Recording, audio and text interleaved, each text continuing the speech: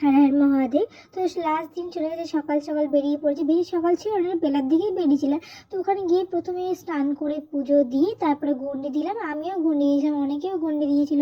তো গন্ডি দেওয়ার পরে আমি মন্দিরে চলে গেছিলাম, মন্দিরে দেখতেই পাচ্ছ বাবার মতো জল ঢেলে ওখানে পুজো করে পুজোর প্রসাদ নিয়ে বেরিয়ে এসেছিলাম। আর দেখলাম আস্তে আস্তে ভিড় কিন্তু ভালোই জমতে শুরু করেছে, ঠিক আছে। তো যতক্ষণ ভিড় হচ্ছে তোমরা কি করবে, ভিডিওটা লাইক কমেন্ট শেয়ার সাবস্ক্রাইব করে দাও কিন্তু।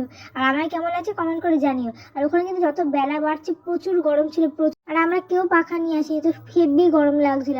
আর মন্দির বাজারে গিয়েছো তুমি পকোড়া ঘুগনি খাবে না, এটা তো মানে ব্যাপার আলাদাই ব্যাপার, ওখানকার ফেমাস, ঠিক আছে। যে সন্ন্যাসী হয়েছে পকোড়া ঘুগনি খাওনি। তো আমি এখানে নিয়ে এসেছিলাম, বাড়িতেও নিয়ে গেছিলাম, তো বাড়ির জন্য রেখে দিয়েছিলাম। আর যা গরম, তো আমার তো মানে পুরো মাথার ঘাম পুরো উড়ে গেছিলো, এত গরম। তো উত্তরই ফাইনালি আমি খুলে নিয়েছি আর খেতে শুরু করেছি। পকোড়া ঘুগনির চপ জাস্ট অসাধারণ খেতে ছিল।